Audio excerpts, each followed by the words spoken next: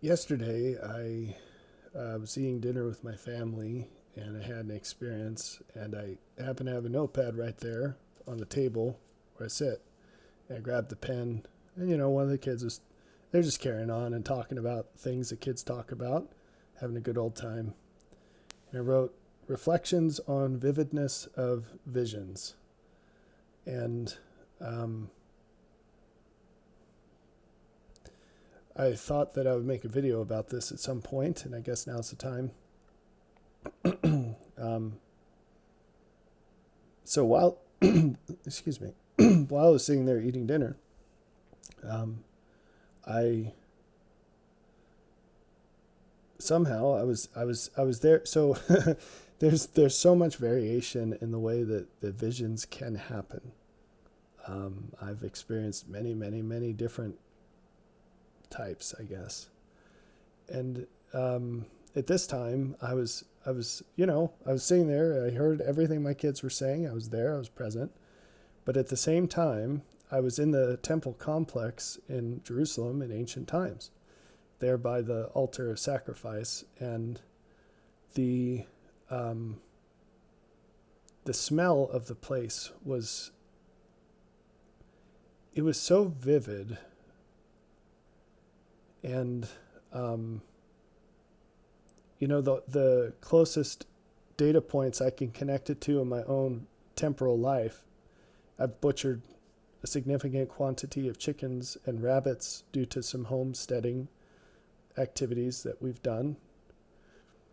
Um, and I've butchered deer and elk and two pigs. So I've had, probably for just a normal American, I've had much more experience with this than someone who just has always purchased meat at the store, nice and plastic wrapped. And there's a vivid smell to the whole process. It's not pleasant. Blood has a smell, guts have a smell, even fresh meat has a smell, and you only get the slightest pinch of that once it's been processed and aged and refrigerated and blood drained out and all that good stuff. So, um, several things that I wanted to mention about this, and I won't even enumerate the reasons why, because they are diverse enough that it will be one or two for some people, and maybe some people it won't be important at all to hear this. I don't know. But we really have to be more open-minded with what God can do, and not be so quick to dismiss out of hand what he would otherwise do in our lives. And it's not like we're just sort of floating in space on the bounds of the limitations with this. You have the scriptures before you, and you say that you believe in them. But what would be your first reaction if you were sitting at the dinner table and all of a sudden you were also in the temple of old at the altar of sacrifice? You'd probably think you're going crazy or something. I don't think you would allow that to go beyond an impression. And to there's a topic that I have not fully formulated called suspension of disbelief, and that's a phrase used by in various applications by just in life, like theater people use it, actors and actresses. But you have to have maybe a more scriptural phrase is a willingness to believe. And when I say unbelief, I bet people's minds run straight to, here's a list of rules, and if you don't follow them, then you're in unbelief. Or churches might teach, if you don't prescribe to our sect of religion, you're living in unbelief. Or there are many ways that this might be used, but I think there are very important ways that it should be used, that it's never used or very unlikely to be used in. And one of them is, if God's teaching you something, are you going to react like Moses and turn towards the burning bramble? It wasn't actually a bush. Or even at great cost. So he took the sandals from off his feet and he walked into a bramble of thorns. It's something that most people wouldn't have even paid attention to, and anyone who did would much more likely run away scared than move closer towards. You think if God speaks to you, it's going to be this glamorous thing that you recognize to be an extraordinarily positive thing. And yet, what do the scriptures say? How terrible was this experience for Jacob, who probably was way more righteous than you are right now, so far? And why do you think you'd react so much better than the apostles did when they were so frequently scared of Jesus? And they were willing to give up their whole life to follow him. And then their reaction was not wonder, but which in a modern sense is a positive word, but in an ancient sense is a negative word. It's a surprise that's scary. For the most part, that's how it's used. It's a terrible surprise. So you think if you saw Jesus walking on the water, you'd consider yourself privileged, and it'd be like going to SeaWorld and see, Shamu.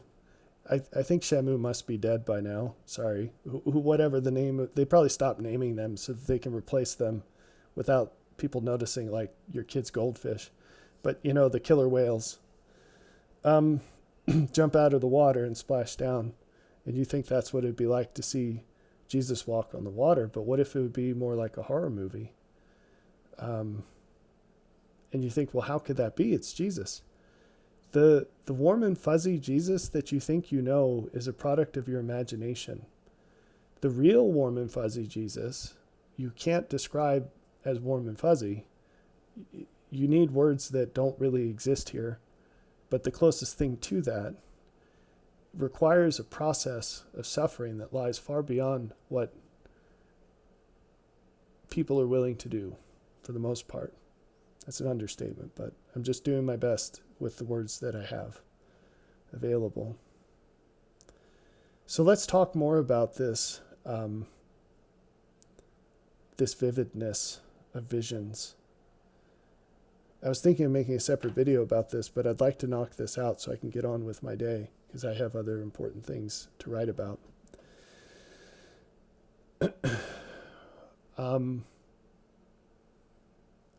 When you look at pictures, this is, I don't want to say I detest, but maybe it's not too strong. I have an aversion to movies about scriptures, stories, and pictures for the most part about scripture stories. Even I've got this painting here of the lion and the lamb, and there are inaccuracies in it. But it's not the fault. It's a good painting as far as painting goes, like skills. And I quite like the thoughts I have when I look at it. But if you're really good at painting, typically you don't have the required experiences to be a seer, and you haven't seen the things that you're painting. I don't know if that makes sense. It's extraordinarily rare for these things to co-occur because painting takes a certain extraordinary amount of dedication in training and practice that precludes the even greater training and practice it takes to develop seership. And that is expressed in a way that's going to be offensive to many, because you're going to think that I'm reducing a gift of God down to a practicable skill. Is practicable a word? I think it is. And yet, I will show you that that is actually the best way to receive it. It's still a gift, but it's got much fewer bounds on it that way. Much more power is possible that way. Anyway, so it's a shame because there are some amazing painters out there, and I just wish that I could reach up and give them something that I have seen and I have experienced, so that they can use the gift that God gives me and mix it with the gift that God gave them to help more people see how good He is. To see more of the things that eyes hath not seen and that hath not entered into the heart of man, but that my eyes have seen and have entered into my heart. And I'm sure I'm not alone in that wish. But when you look at pictures of the temple altar and you see the priests, they all have clean clothes. You know, we struggle enough with 5 kids, making sure our kids don't look like they're homeless, especially one who continues to wipe his hands on his clothes when he's eating something messy.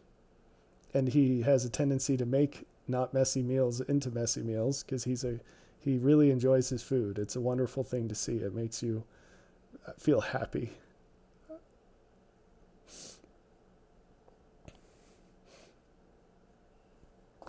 And what you do to put food on the table.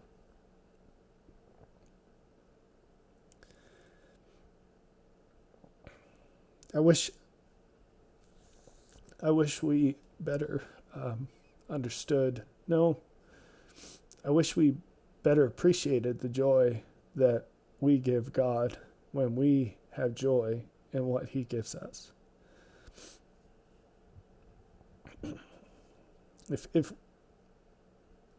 If we could, I heard someone say not too long ago that nothing we do can hurt God.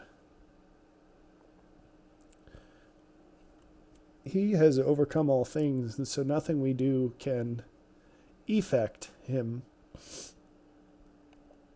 But I think it would make us very sad to learn just how much we do affects Him. So much of what we do either hurts Him emotionally or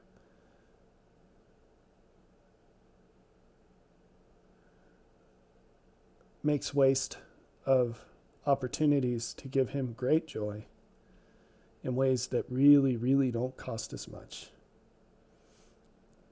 And it's like that. If we could learn to enjoy the simple things in life, like my one son enjoys a good meal,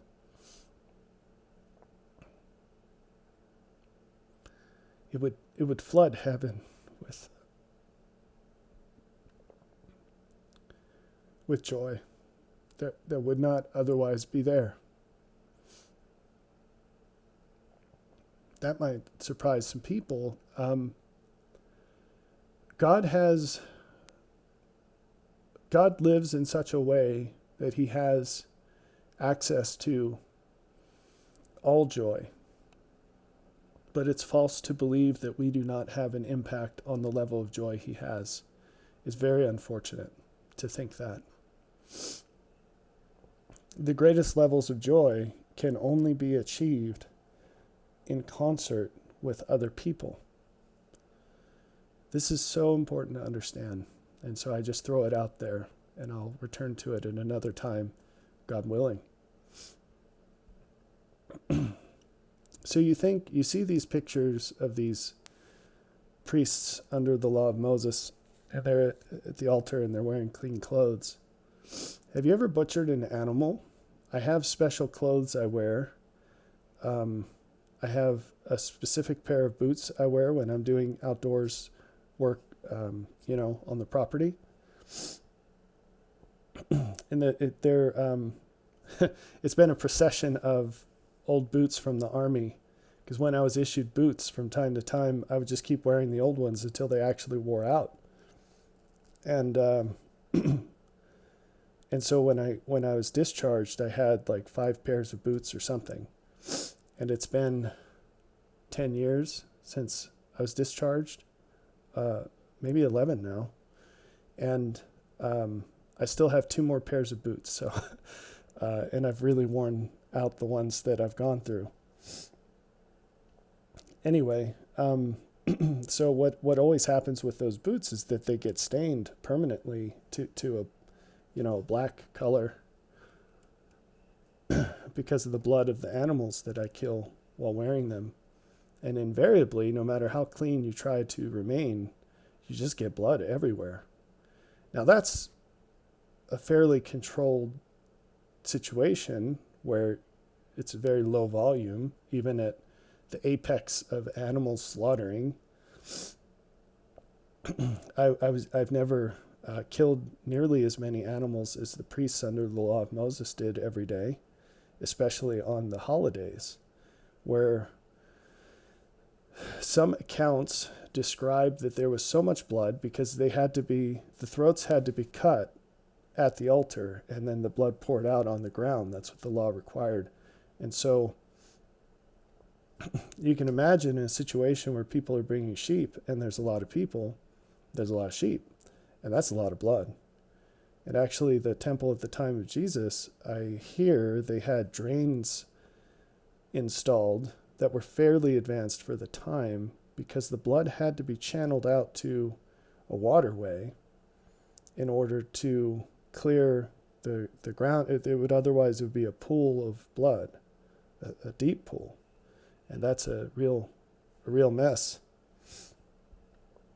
There's significance to that I won't go into right now, but even still, accounts state that there are historic accounts that describe that on the holy days, where these sacrifices were prescribed to increase in volume, the priest would still literally be standing in pools of blood because those drains couldn't pump it out fast enough. And imagine that. Imagine the sounds and the smell of that. Now, why be so graphic? Well, it's funny that this extremely holy thing, you have this sanitized view of it. And it's totally fake. Those priests would have been covered in blood all the time. And we struggle with 5 kids to keep their clothes clean with a washer and dryer. Imagine when you don't have that and you don't have modern cleaning chemicals. How on earth could you get those stains out, let alone clean the clothing? It would have reeked. And those priests would have stunk, wouldn't they? Think about it. So have you ever butchered an animal? You stink afterwards. No matter how careful you are, you're going to stink. And the more animals you butcher, the more you're going to stink. Now think about that. You've got a priest who's supposed to be living a higher law and living more fully towards God, totally consecrated, not distracted with normal life. Just air quoting all of that because there's holiness in all of it, but this is meant to be very obvious, right? You're set apart. And yet, think of coming home to your wife and you just stink literally to high heaven. Sorry, that's funny to me. You really stink, right?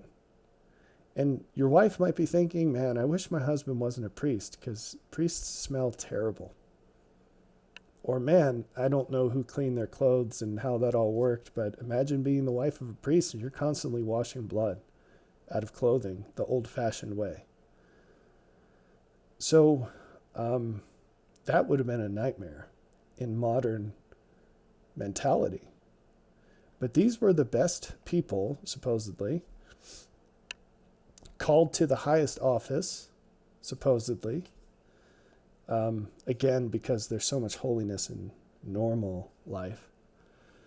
And we call it a curse, the curse of Adam, to work by the sweat of your brow, but it's actually an enormous blessing. And I'll explain that at some point.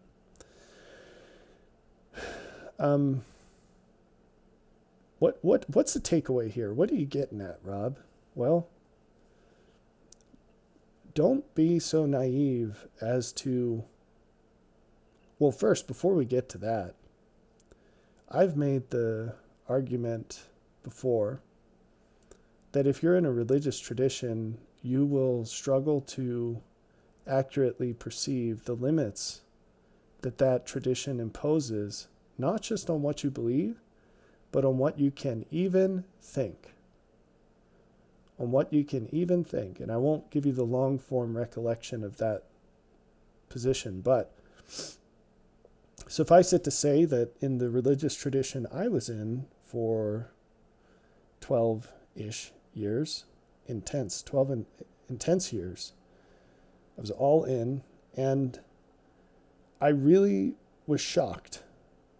I was shocked at the degree to which I was impeded from even thinking certain ideas. It wouldn't have crossed my mind. It didn't cross my mind. And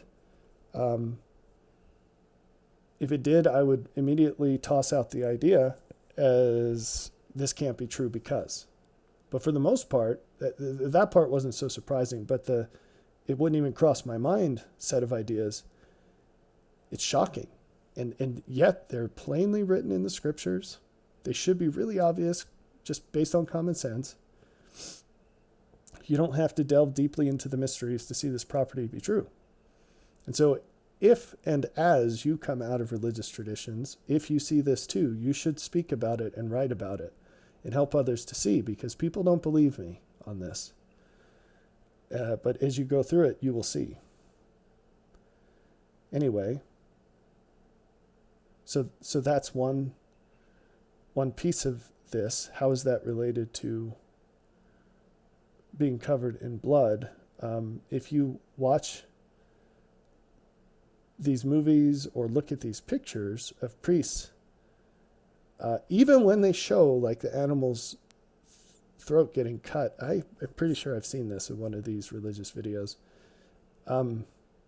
It's all sanitized. It's nothing like when you really butcher an animal and the mess. And you'd never get the smell out of that. Out of watching the video, the smell is not going to hit you. And the reason is because the people making the video have never experienced anything like that either. I guess we need more farm boys making religious videos. Or farm girls.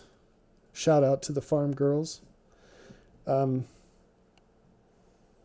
that's one point.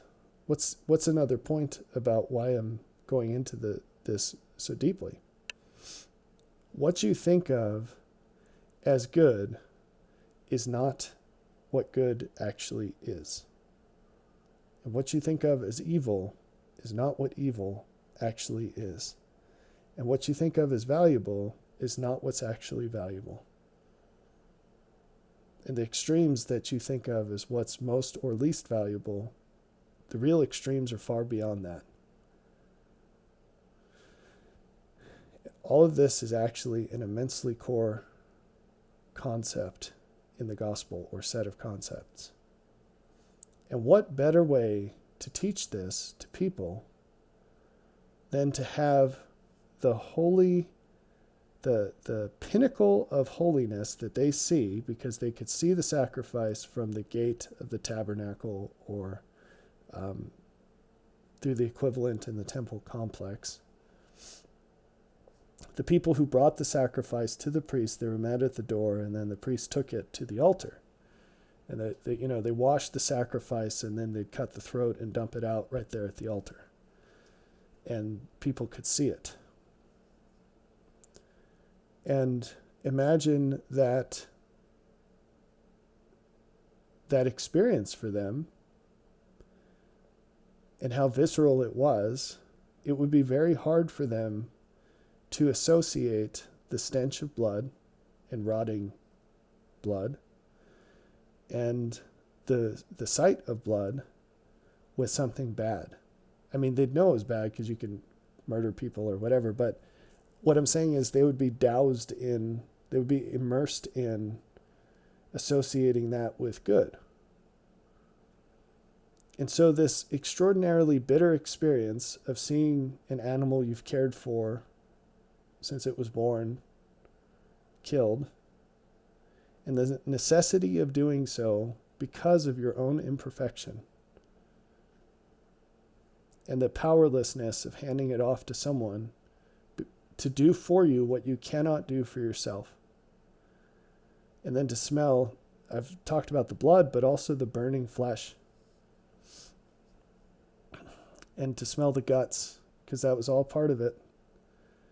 It would have really been an intense mapping of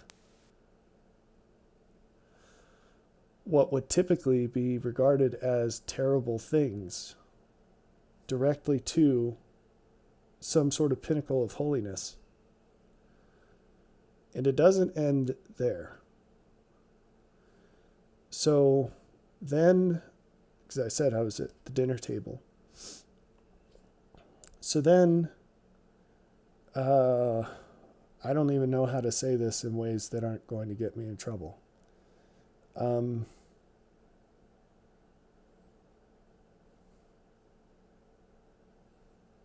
Yeah. Okay, I'll switch out of narrative mode and speak in suppose mode. So, have you ever walked by someone who was wearing way too much perfume or cologne? Now, if you're like me, you don't like most perfumes and colognes, which is a very interesting characteristic that I wish I could go into right now. But let's keep focused. But some are nice, but all can be overdone, right? Would you agree with that? It doesn't matter how nice it smells. You can have too much of it. Well, maybe do, maybe don't, but you could imagine someone feeling that way, even if you don't. Now, I'm going to tell you the most potent smell that there was in the world of the ancient Israelites was the incense used specifically at the veil of the temple and or tabernacle, whichever they had at the time. The recipe was prescribed by God through Moses, and it was illegal under penalty of death for anyone else to compound that concoction. So that smell was uniquely potent, and its essence was different than anything else. Now, of course, the later temples had different dimensions. Solomon's temple, Herod's temple. I guess they call that the second temple because they don't like to admit the fact that it was built by a Gentile, especially one oppressing the people, who then made them pay for it. It's the ancient Trump who built the wall and made them pay for it. But anyway, the tabernacle was obviously much smaller. But imagine being in a small confined space with a whole gallon of perfume or cologne, and it's pumping through one of those mister things that people put essential oils into. And it is actually worse than that because it's incense, it's smoke, right? So you're in a confined area breathing this smoke that is impregnated with extremely pungent odors that are just ridiculously over the top strong. So imagine that, okay?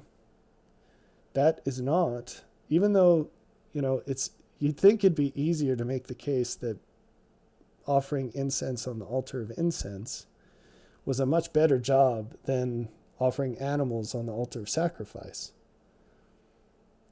It's still not something that people would sign up for today.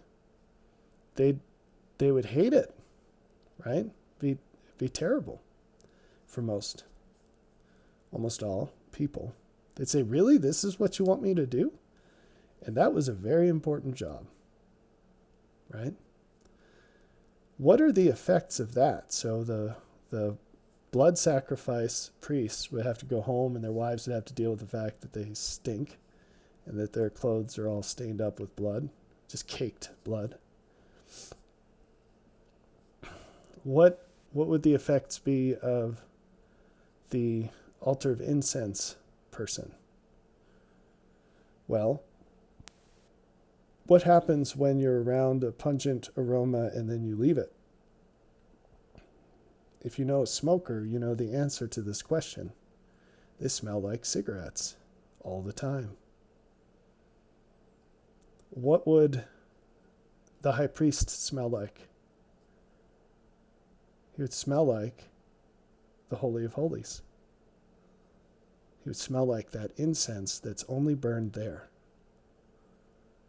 At what intensity? At the same unpleasant intensity of being at the veil? No. At a much diluted intensity. And to the point where, like cologne and perfume, it could actually be pleasant. And so as he was out about the people, he would smell like the Holy of Holies at an intensity that would be pleasant. And what rendered it so? His willingness to breathe smoke for however long he was in there. His willingness to rise to the call to be what he had to be there. So,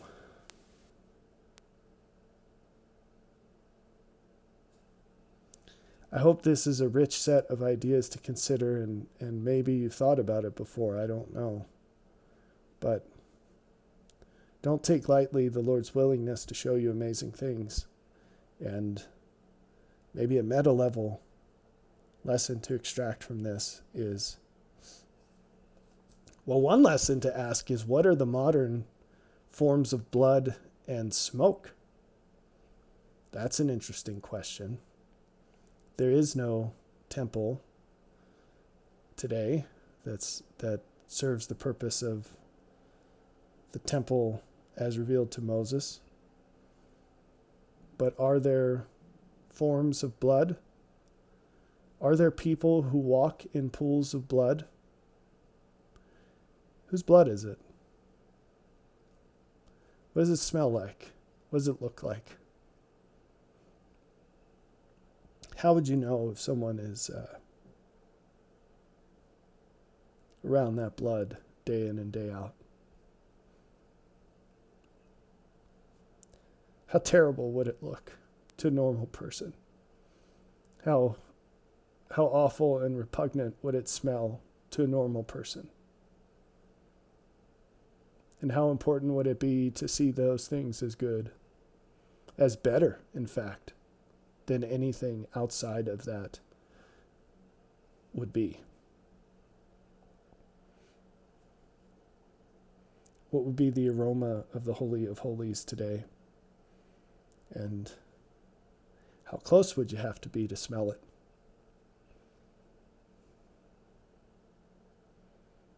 Would you recognize that it's unique to the presence of the Lord?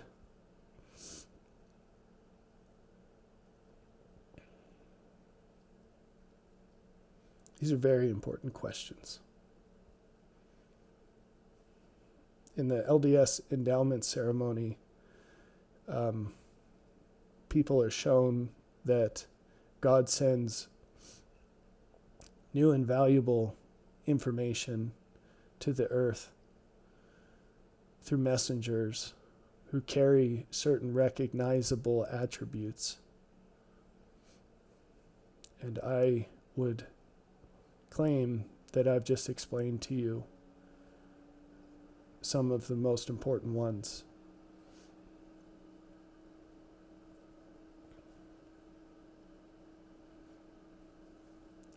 So on the one hand, be more willing to be open to the Lord when He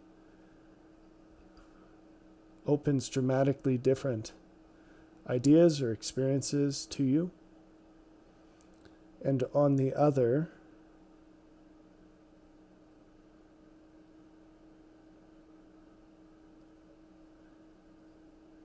learn to discern what has real value and how different it is from what the world offers.